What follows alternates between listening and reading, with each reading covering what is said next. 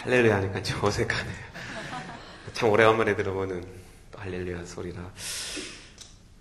제가 전민제일교회 올 때마다 늘 감사하다라는 생각이 듭니다. 그리고 또 이 전민제일교회가 저의 모교회처럼 그렇게 느껴집니다. 첫째는 제가 또 미국으로 가기 전에 한 2년 이상 이렇게 또 사역했던 또 교회이고, 둘째는 우리 집사람을 여기서 만났습니다. 여기 청년으로 있다가 우리 여인자 사모님께서 중매를 서셔서 너무나도 아름답고 이쁘더라고요. 꼭 우리 장인어른을 다 닮아서 멋있고 이뻐서 제가 만난 지 3번째 만에 프로포즈하고 결혼했습니다. 얼마나 행복한지 몰라요. 너무 감사하고, 또 3번째는 또 저희 아버님 어머님 또 우리 목사님과 함께 개척 때부터 또 이렇게 눈물로서 기도했던, 또 함께 또 이렇게 주의 종을 섬겼던 또 그런 교회입니다. 그래서 너무 제 마음이 이 전민제일교회를 올 때마다 감사하고 기쁘고, 또 여러분들을 다시 이렇게 만나보는 것에 대해서 너무 또 흥분이 됩니다. 그런데 참 좋은 일로 와야 되는데 좋지 않은 일로 이렇게 와서, 사실은 이런 얘기를 안 하려고 했는데 또 저희 어머님 또 장례식을 위해서 또 여러분들이 많은 관심도 해주시고 또 기도도 해주셔서 저희들이 또 기쁘게 올 수 있었습니다. 그래서 또 여기 와서 목사님 찾아뵙고 또 인사드리고, 또 목요일날 새벽 예배 와서 그 어머님이 기도하시던 그 모습을 또 이렇게 보고 싶었어요. 그래 기도하면서 목사님 만나 뵙고, 또 주일날 이렇게 설교 부탁을 또 받고, 그래서 또 오늘 이 자리에 섰습니다.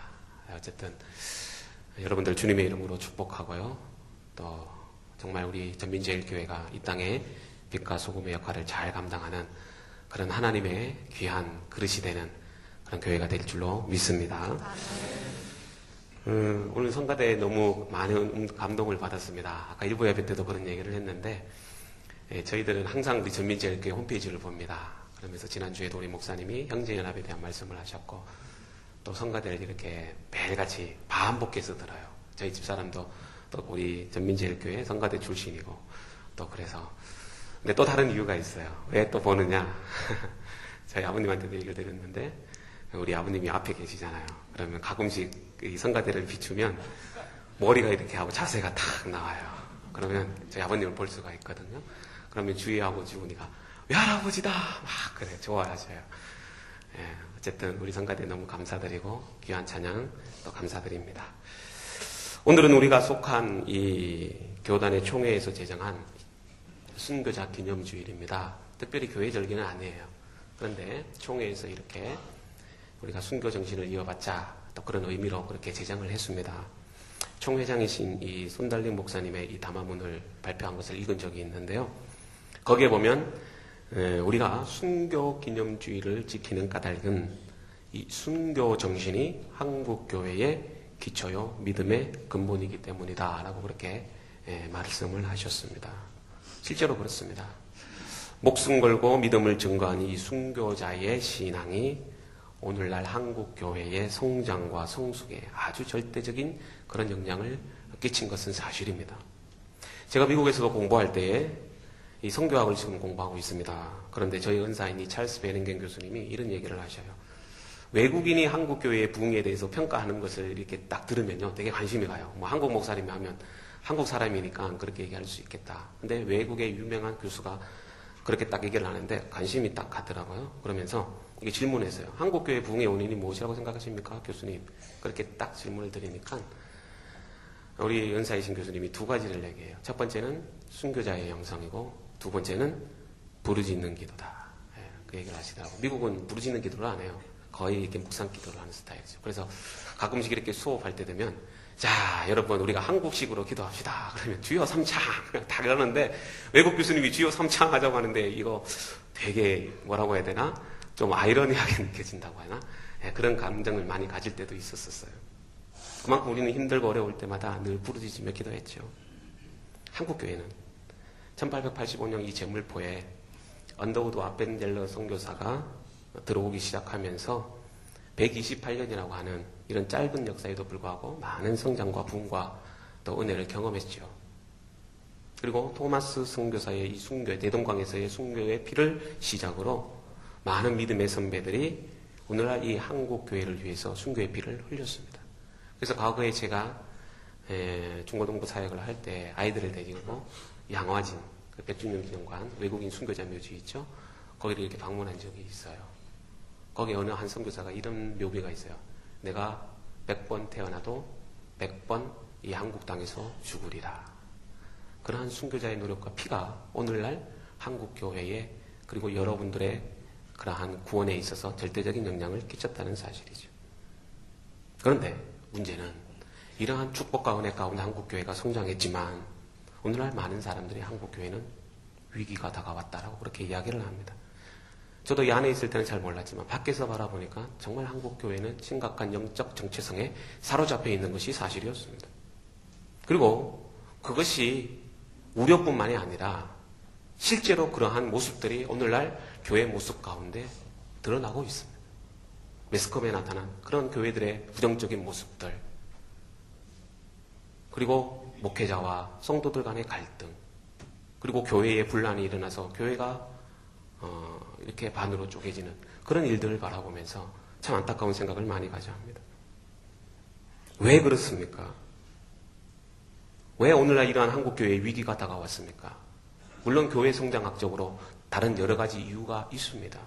그러나 저는 그렇게 생각 안 합니다. 오늘날 우리가 회복해야 할 것은 이 한국 초기 교회의 그리스도인들이 가졌던 이러한 순교자적인 이러한 영성을 우리가 오늘날 갖지 못하기 때문에 그렇다라는 사실이죠. 왜 그렇습니까? 우리가 믿음 생활을 한다는 것은 그리스도와 함께 살고 그리스도와 함께 죽는 것인데, 그리고 그 죽음으로 인해서 많은 열매를 맺히게 되는 것인데, 우리가 죽어지지 못함으로 인해서 결국에는 아무런 열매도 없는 그런 모습으로 살아갈 때가 너무나도 많다는 것이죠. 그러면 오늘날 한국교회에 필요한 것은요, 이제는 죽을 때가 됐습니다. 그리고 죽었다면 정말 우리가 예수 그리스도로 다시 태어나고 변해야 합니다. 오늘의 한국교회의 모습을 보면 주기철 목사님, 손양원 목사님과 같은 이러한 순교자적인 영성을 다시 한번 회복해야 할 때입니다. 실제로 그렇습니다. 오늘날 대부분 교회에서 강조하는 것을 보면 축복과 번영은 강조합니다. 이것이 성경적이지 않다라고 말하는 것은 아니에요. 성경에서도 분명히 우리가 예수 믿으면 하나님께서 복 주시겠다고 약속하신 것은 분명한 언약이고 사실이에요. 그리고 모든 그리스도인들은 다 하나님의 축복을 받아야 됩니다. 그리고 잘 돼야 됩니다. 그런데 문제는 뭡니까? 너무나도 축복과 번영만 추구할 뿐이지 이제는 주님을 위해서 고난을 당하거나 주님 때문에 핍박을 당하거나 주님을 위해서 죽는 자는 아무도 없다는 사실이에요.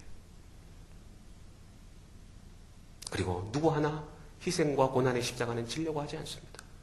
교회에서 무슨 일이 있거나 교회 행사를 하거나 우리가 함께 주님을 위해서 주의 복음을 위해서 주님의 일을 하자 그러면 누구 하나 교회를 위해서 헌신하거나 희생하는 사람이 없어요.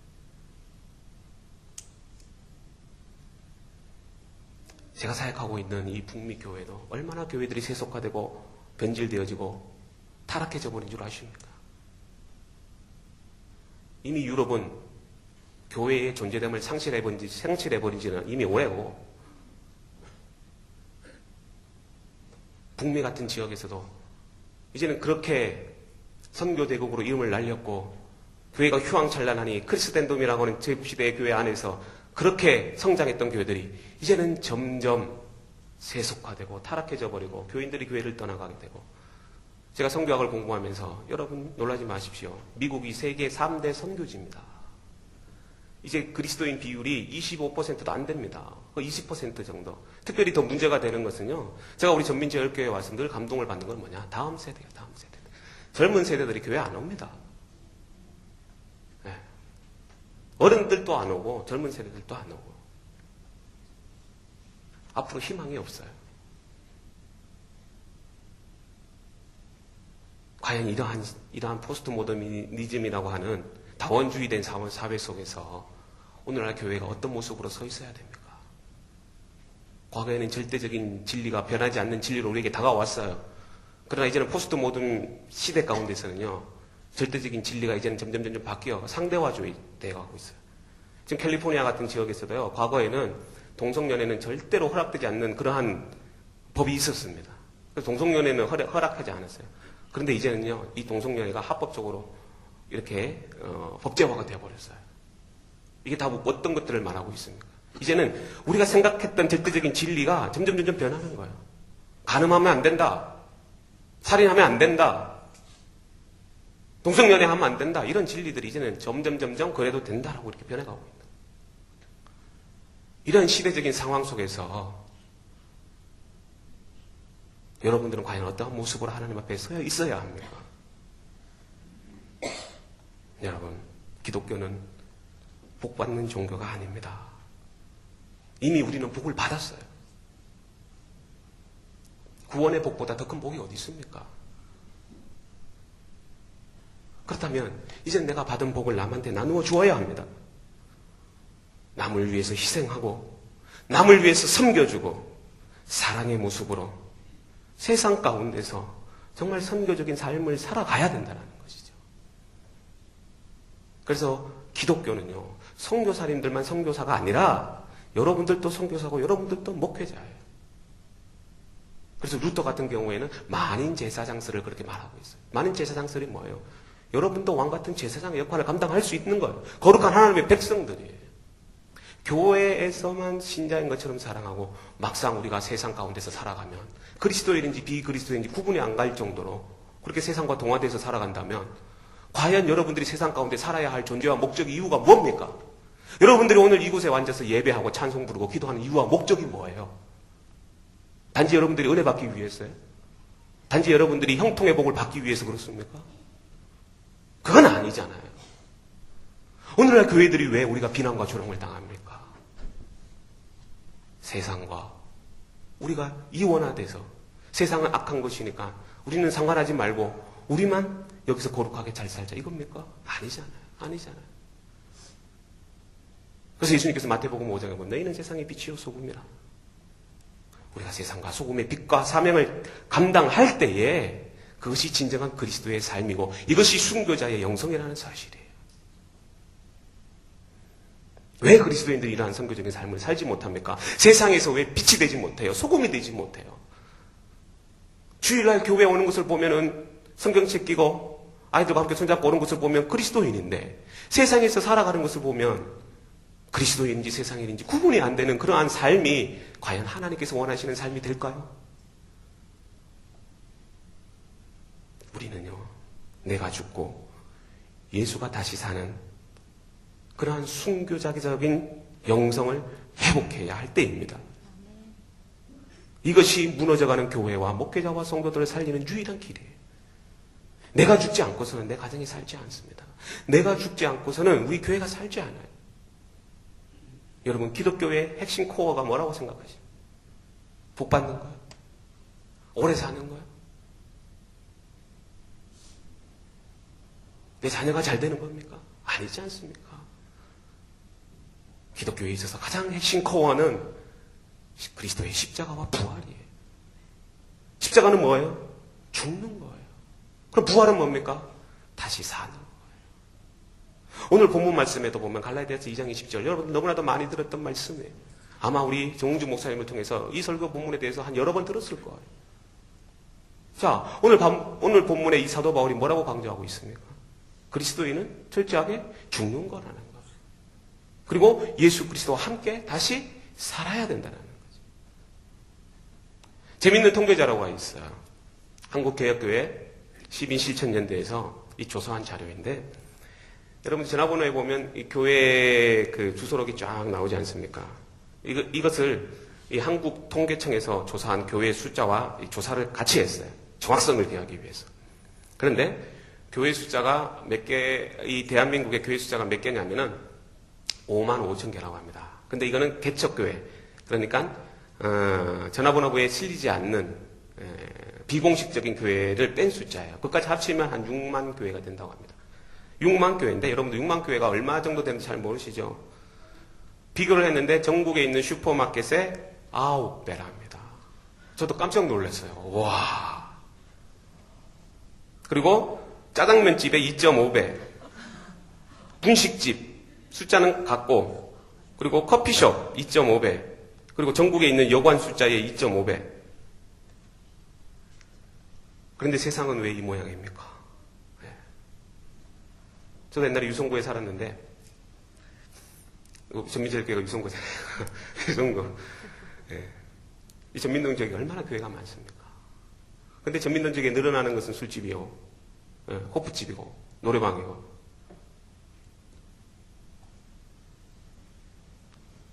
한국교회의 위기를 말하자고 하면 끝이 없어요. 끝이 없어요. 그런데 그 원인도 분명합니다. 왜 그렇습니까? 왜 그렇습니까? 죽지 않아서 그렇습니다.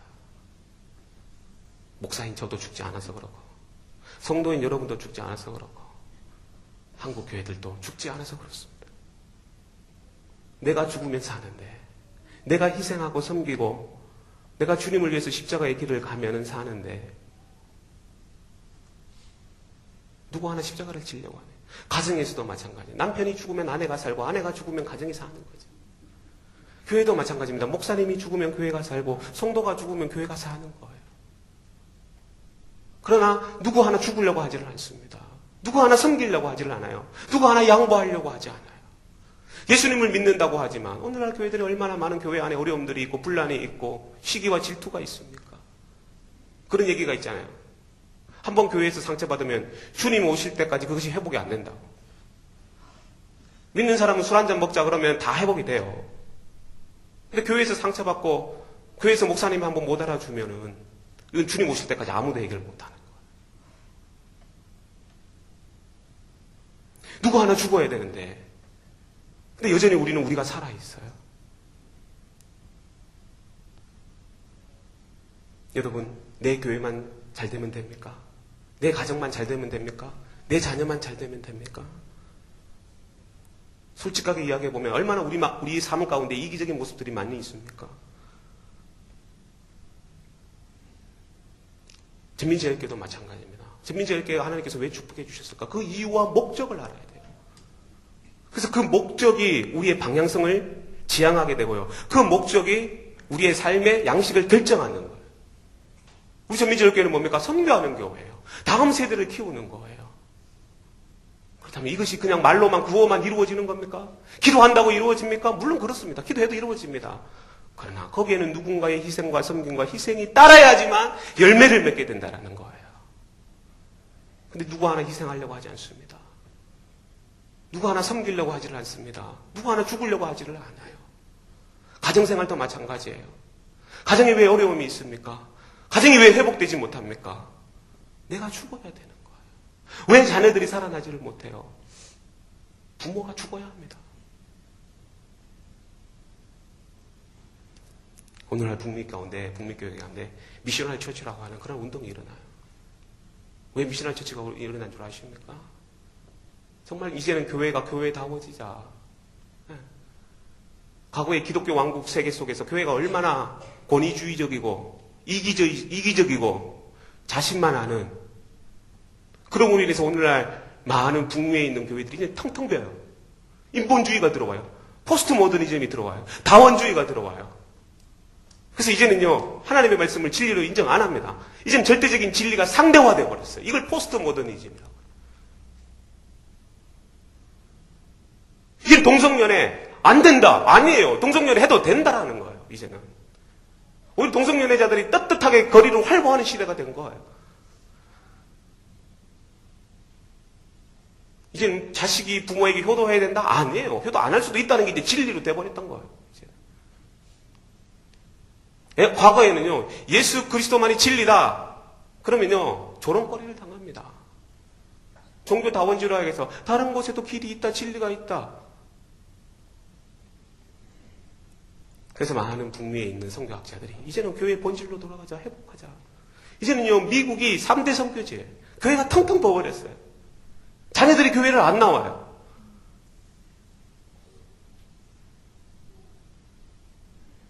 그런 가운데서 선교라는 의무감을 가지고 해봤자 아무런 영향력이 나타나지 않는 거예요. 교회의 본질로 돌아가야 된다. 교회의 존재 자체가 바로 선교라는 거예요. 그것이 미셔널 교회의 핵심 코어예요. 저도 앞으로 그것에 대해서 논문을 쓰고 공부를 하려고 해요. 세상 사람들이 교회에게 원하는 게 뭡니까? 믿는 자들에게 원하는 건 뭡니까? 제발 부탁인데 그리스도인이 좀 다르면 안 되겠냐? 좀 세상 사람들과 구별되면 안 되겠냐? 근데 오히려 어떻게 합니까? 세상 사람들이 교회를 걱정하고 있어요. 이러한 교회들을 저희들이 바라보면서 교회의 본질과 시대적 소명을 회복하는 길은 십자가와 그리스도 부활 외에는 없다라는 사실이에요. 오늘날 여러분들 이 시대를 바라보면서 다시 한번 영적 갱신 운동이 일어나야 됩니다. 정말 한국 교회가 잃어버린 게 뭔지, 우리 교회가 잘못된 것 되어가고 있는 것이 무엇인지 그것을 깨달아야 합니다. 여러분요, 교회 개혁은요, 우리의 신앙의 그런 변화는요, 절대적인 자기 부인과 자기 희생, 섬김이 없이는, 그리고 회개 운동이 없이는 절대로 일어나지 않습니다. 다시 한번 우리는 십자가 앞에 무릎을 꿇고 자신의 죄를 고백하고 예수 그리스도로 말미암아 은혜를 받아야 돼요. 이것이 바로 순교자적인 영성이라는 사실이에요. 이것은 바로 우리 전민제일교회가 해야 할 일입니다. 먼저 우리가 십자가 앞에 우리의 죄를 고백하고 그 예수 그리스도 앞에 우리의 모든 죄가 다 깨끗이 씻겨야 된다는 사실이에요. 그래서 여러분들, 왜 예수님이 십자가에 달려 돌아가시는가를 분명하게 알고 있어야 됩니다. 오늘 본문 말씀은 아마 우리 정웅주 목사님을 통해서도 여러 번 말씀을 들었고, 인터넷을 통해서도 들었을 것이고, TV를 통해서 들었을 것이고, 93.3 극동방송을 통해서도 아주 많이 들었을 거예요. 그럼 우리가 어떻게 죽어야 합니까? 정말 죽기 위해서 기도도 열심히 했습니다. 금식도 했습니다. 경건하게 살았습니다. 해봤는데 됩니까? 안 되지요. 그렇게 해서라도 죽어진다면 아마 우리는 10번도 더 죽었을 거예요. 근데 문제는 그렇게 해도 안 죽어진다는 거예요. 그래서 십자가의 신비가 참으로 이러한 미스테리라고 합니다. 어려운 거라고 해요. 그 이유가 뭔지 압니까? 사실은 십자가 위에서 내가 죽어야 돼요. 근데 내가 죽는 게 아니라 누가 죽으셨어요? 예수님이 죽었다는 거죠. 여러분, 전통적으로 볼 때에 우리가 이해할 수 있는 것은 죄를 지은 자가 죽어야 됩니다. 그런데 죄 안 지은 자가 나를 위해서 죽었다는 거예요. 그러니까 더 이해하기 힘든 거예요. 생각해 보십시오. 자기 자식을 죽인 살인자가 죽어야 되는데 그 살인자를 대신해서 남이 죽었어요. 이해 갑니까? 이해 안 가요. 과거 일본에서 이소연 씨라고 하는 한국인 유학생이 전철에서 철도로 떨어진 이 일본 취객을 구하다가 자신이 죽어버렸어요. 그때 일본이요, 엄청나게 매스컴에서 난리법석이 났습니다. 도대체 이게 뭔가? 이게 무슨 일인가? 왜 남을 위해서 그렇게 자신의 몸을 바쳐야 되는가? 모두 다 궁금해하고 의아해했었어요. 생각해 보십시오.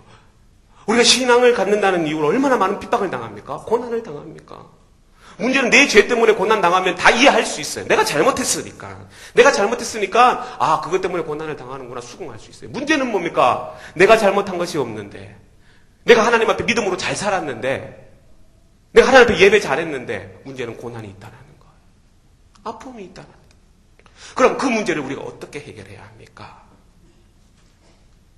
생각해 보십시오. 우리 교회의 역사 가운데서 얼마나 많은 사람들이 예수 믿는다는 이유로 사지가 찢기고 목이 잘리고 총살을 당했습니까? 정말 그들은 두려움이 없었을까요? 그들은 가족이 보고 싶지 않았을까요? 세상 사람들이 바라볼 때는 그것은 완전히 미친 행동이에요. 한 번만 부인하면 목숨을 살릴 수 있고 가족을 살릴 수 있을 텐데 그 한 번이 뭐가 어려워서 그렇게 순교자의 길을 가느냐 말이죠. 그런데 잘 보세요. 그러한 순교자의 영성이 여러분들을 살렸던 거예요. 그러한 순교자의 영성이 오늘날 한국교회를 살렸던 거죠. 여러분들이 오늘 이렇게 편안하게 있을 수 있던 것은요, 그 6.25 침략 가운데서도, 일제 침략 가운데서도 나라와 민족과 조국을 위해서 희생했던 그러한 순교자들의 삶이 있었기 때문에 오늘 우리가 이렇게 편안하게 예배드리지 않습니까? 내 자녀들이 편안하게 학교 다니지 않습니까? 무엇 때문에 가능합니까? 여러분들이 잘했어요? 여러분들이 돈 많이 벌었어요? 여러분들이 힘으로 그렇게 됐다고 생각하십니까? 오늘날 우리 전민제일교회가 가난한 개척시대 때부터 시작해서 오늘날 이렇게 아름다운 건물 속에서 예배할 수 있었던 이유가 무엇이라고 생각하십니까? 목사님이 설교 잘했어요? 아니면 여러분들이 뭐 전도 열심히 했어요? 아니에요.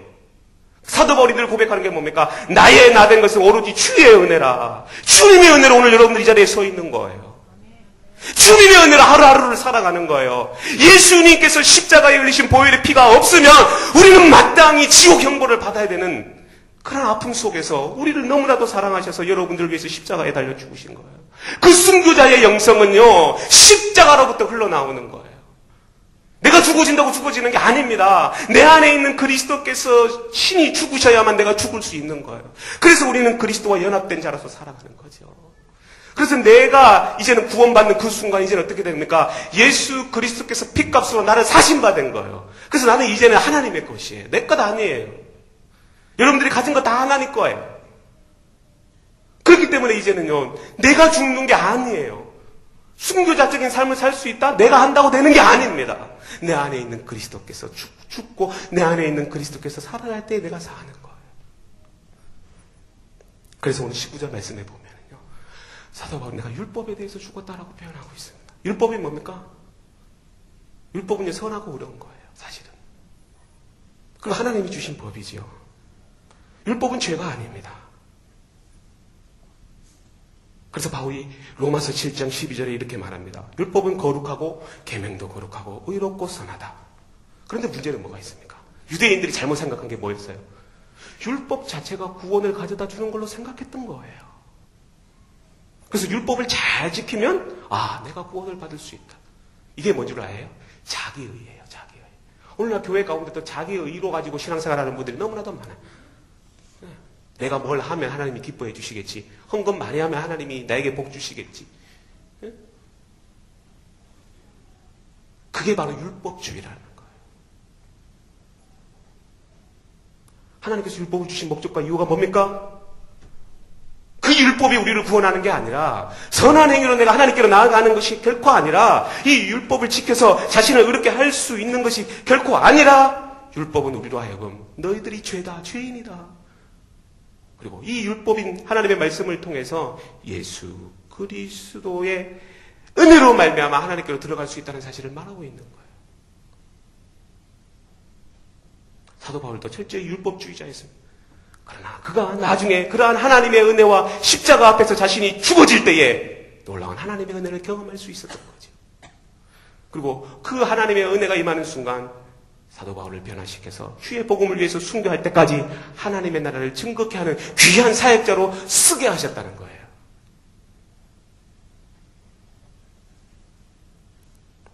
여러분, 내가 죄인인 것을 어떻게 알아요? 내가 교만한 사람이라는 것을 어떻게 압니까? 내 안에 그리스도께서 내가 죄인인 것을 깨닫게 해주기 때문에 그렇습니다. 여러분요, 십자가 앞에 무릎 꿇으세요. 십자가 앞에 무릎을 꿇으면 여러분들이 죄인인 것을 깨닫게 됩니다.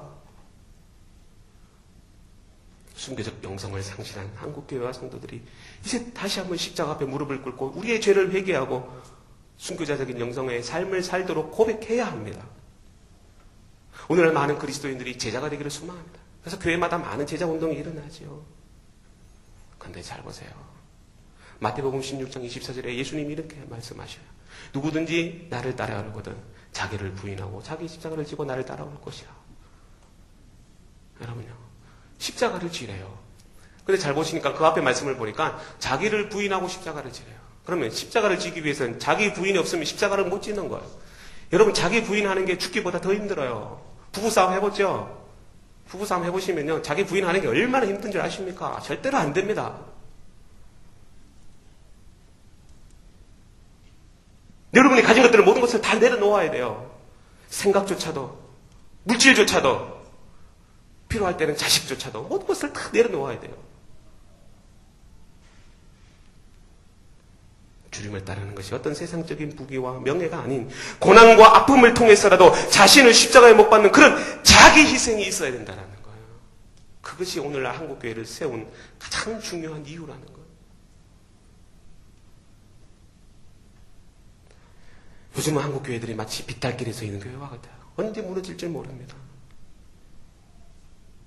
그러면서 저는 항상 그렇게 생각해봐요. 한국 교회가 추락하고 있는 원인이 도대체 뭘까?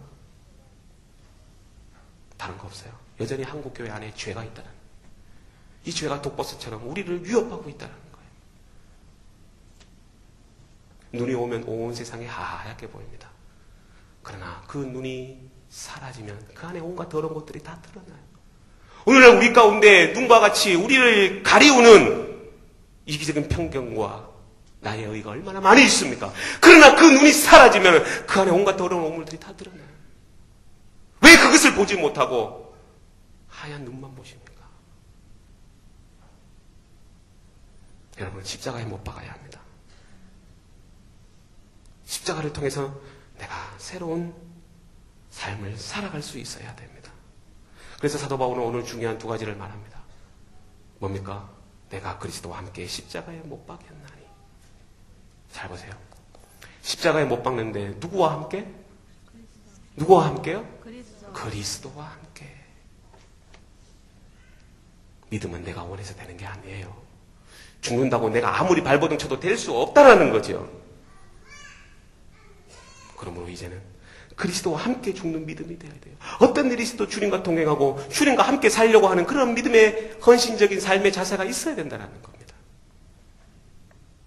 둘째는요, 우리가 오늘 본문 말씀을 통해서 알아야 할 순교적인 영성은 내가 그리스도와 함께 죽었다는 말씀보다 내 안에 그리스도께서 사셨다라고 하는 말씀이에요. 여러분, 십자가의 죽음이 죽음으로 끝나면 속죄의 사건으로만 여러분들이 기억할 수 있을 거예요. 그러나 안 그래요. 이 십자가는요, 이제는 여러분들의 삶의 생활 방식이 되어야 된다는 거예요. 교회에 나오면 죽는 사람이 많아요.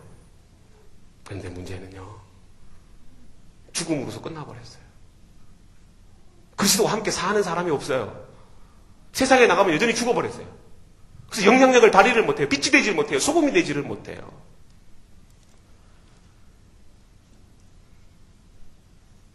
여러분, 바울은요, 신학성경에 늘 강조하는 게 이거예요. 그리스도 안에, 그리스도 안에. 이 말씀은 뭡니까? 이제는 그리스도께서 전적으로 나를 다스리시는 삶, 내 안에 내가 살아있는 것이 아니라 그리스도께서 내 안에서 살아서 결국에는 그리스도가 나를 살리고 가정을 살리고 교회를 살린다는 거예요. 여러분, 왜 예수님이 십자가에서 죽으셨습니까? 여러분들을 죄에서 살려내기 위해서 죽었던 거예요. 그러면 이제는 우리에게 주어진 문제가 뭡니까? 이제는 그러한 십자가로 말미암아 내가 어떻게 살아야 하는가? 어떠한 모습으로 살아야 하는가? 근데 오늘날 한국 그리스도인들이 사는데 실패해버렸어요. 그래서 요한복음 12장 24절에 이런 말씀을 하죠. 하늘의 밀알이 땅에 떨어져 죽음으로 많은 열매를 맺나니. 죽어야지만 열매를 맺어요. 죽어야지만. 근데 죽지 않으니까 살 수도 없죠. 열매가 뭡니까? 살아나는 거예요. 많은 열매가 궁극적인 목적이죠. 여러분, 저는 사실 사랑하는 제 어머님을, 권사님을 떠나보냈어요. 너무 마음에 큰 충격이었어요. 사실 제 와이프가 이런 얘기를 하지 말라고 했는데, 제 목사님도 지난 시간에 그런 얘기를 아마 하셨을 거예요. 그 형제 연합을 위해서 우리 권사님이 얼마나 많은 수고와 노력을 했는지. 여러분, 전민지교회가 이렇게 부흥하고 성장한 것, 여러분들이 이렇게 행복하고 믿음을 지키고 예배할 수 있는 것은요, 이 전민지교회를 위해서 누군가는 눈물을 흘렸습니다. 여러분들 힘으로 사는 것 같죠? 여러분들이 기도 안 할 때 누군가는 새벽마다 여러분들을 위해서 눈물로 기도하고 헌신하고 자신의 생명조차도 버렸어요. 이게 무슨 말씀입니까?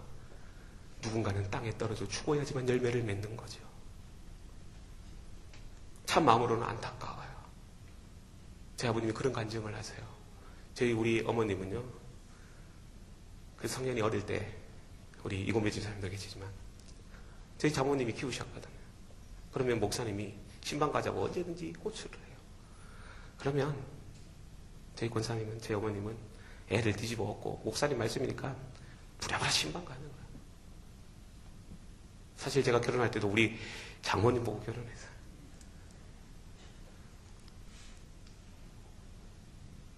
희생과 섬김이 있기 때문에 저는 오늘날 이 전민지회가 있었다는 것을 저는 믿습니다. 오늘 본문에도 그렇습니다. 그럼 어떻게 살아야 되는가? 시간이 많이 가서 깔락하게 합니다. 어떻게 살아야 돼? 사랑과 믿음입니다. 사랑과 믿음. 자, 20절에 보니까 나를 사랑하사 나를 위하여 자기 자신을 버리신 하나님의 아들을 믿는 믿음 가운데. 자, 사랑과 믿음으로 살아야 돼요. 여러분, 남을 사랑합시다. 우리가 하나님께 얼마나 많은 사랑을 받았습니까? 이기적으로 혼자 간직해서는 안 돼요. 제일 먼저 남편을 사랑하시고 자녀를 사랑하시고 이웃의 영혼들을 사랑하세요. 그리고 교회를 사랑하시고 주님을 사랑하셔야 됩니다. 어떻게 해요? 예수님이 십자가에 죽으신 것처럼 형제를 위하여 목숨을 버리는 것이 가장 큰 사랑이라고 말씀하지 않습니까? 이거보다 더 큰 사랑이 없는 거예요. 그렇다고 뭐 정말 죽으라는 얘기가 아니죠. 자기 부인, 자기 희생, 자기 섬김이 있어야 된다는 겁니다. 둘째는 믿음으로 살아야 됩니다. 주님을 믿어야 됩니다. 하나님이 우리와 함께 하시고 우리를 지켜주시고 우리를 사랑해 주신다는 그 사실을 믿어야 합니다. 그래서 로마서 1장 17절에 바울이 이렇게 합니다. 복음에는 하나님의 의가 나타나서 믿음으로 믿음에 이르게 하나니 기록된 바 오직 의인은 믿음으로 말미암아 살리라. 믿음으로 살아야 돼요. 이 말은요, 두 가지로 해석이 돼요. 구원론적으로 해석하면 예수 믿으면 구원받는다. 두 번째는 뭡니까? 이제는 그러한 믿음을 가지고 세상을 사는 거예요. 하박국 시대 때 사람들이 얼마나 사회적인 공의가 무너지고 정의가 상실되어 버린 시대 속에서 세상과 타협하며 살아갔지 않습니까? 그러나 하박국 선지자는 하나님의 신실하신 약속을 믿었습니다. 비록 이스라엘 백성들이 망해서 바벨론으로 포로로 끌려간다 할지라도 그곳에서도 하나님이 역사하심을 그들은 믿었던 거예요. 결론입니다. 한국교회 성도들은 순교자적인 영성을 회복할 때입니다. 세속화되고 변질되어 버린 희망이 없는 교회와 성도들을 향해서 바울은 다시 한번 그리스도와 함께 죽자라고 이렇게 얘기를 합니다. 그동안 한국교회와 성도들이 율법주의에 사로잡혀 우리가 죄인인 것을 깨닫지 못했습니다. 여전히 교회가 부흥하고 성장하는 것을 보고 우리가 잘하고 있구나 그렇게 생각했었습니다. 그러나 그게 전부가 아니었었어요. 오늘날 교회 성장학자는요, 교인들이 많다고, 교회가 재정이 많다고, 교회 성장했다고 그렇게 생각 안 해요. 실제로 제가 공부를 해보니까 맥가버런이 주장했던 교회 성장학 원리가요, 지금 한국 교회에 다 오용이 돼가지고 그릇된 성장지상주의로 흘러서 전부 다 부흥해야 된다고 그렇게 오해를 하고 있어요. 그게 아니에요. 그게 아니에요. 진정한 부흥은, 진정한 성장은 내가 죽어질 때 이루어진다는 것을 믿으십시오. 여러분, 내가 하나님 앞에서 어떠한 사람인가를 생각해 보세요. 제가 공부했던 그 리더십 그 수업이 있는데 그 교수님이 로버트 클린턴 교수님인데 제일 먼저 뭐라고 얘기하냐면요, 리더십 flow out of being 이렇게 얘기해요. 이게 뭡니까? 리더십은 존재로부터 나오는 거예요. 사역은 존재로부터 나오는 거예요. 일이 중요한 게 아니에요. 정말 여러분은 하나님 앞에서 어떠한 모습으로 서 있습니까? 여러분들이 정말 하나님 앞에서 어떤 사람됨으로 서 있습니까? 사람됨이 중요합니다. 교회됨이 중요합니다. 교회의 본질을 회복해야 된다는 거죠. 여러분, 우리가 회개할 것이 있으면 하나님 앞에 회개합시다. 언제 하나님 여러분들의 생명을 거둬갈 줄 몰라요. 사람의 인생은요, 꺼져가는 등불과도 같아요. 하나님이 여러분들을 부르시면 우리는 다 하나님 앞으로 심판대 앞에 서야 되는 인생이에요. 기름 등불 준비하셔야 됩니다. 예수 잘 믿어야 됩니다. 세상 사람들이 아무리 여러분들을 유혹하고 세상의 길로 여러분들이 이끈단다 할지라도 구원은 오직 예수 그리스도로 인해서 우리에게 주어진다는 사실을 믿으시기를 바랍니다. 죽는 것은 사는 거예요. 그러므로 순교적 죽음이 이제는 성교적인 삶으로 열매 맺기를 소망합니다. 그것은 다름 아닌 사랑과 믿음입니다. 날마다 순교적인 영성으로 승리하는 저와 여러분들이 되시기를 주님의 이름으로 축원합니다. 기도하시겠습니다. 하나님 감사합니다. 오늘도 하나님의 말씀을 전했습니다. 이 말씀을 마음에 새겨서 예수 그리스도와 함께 죽고 다시 사는 저희들이 되게 하여 주옵소서. 예수님 이름으로 기도드립니다. 아멘.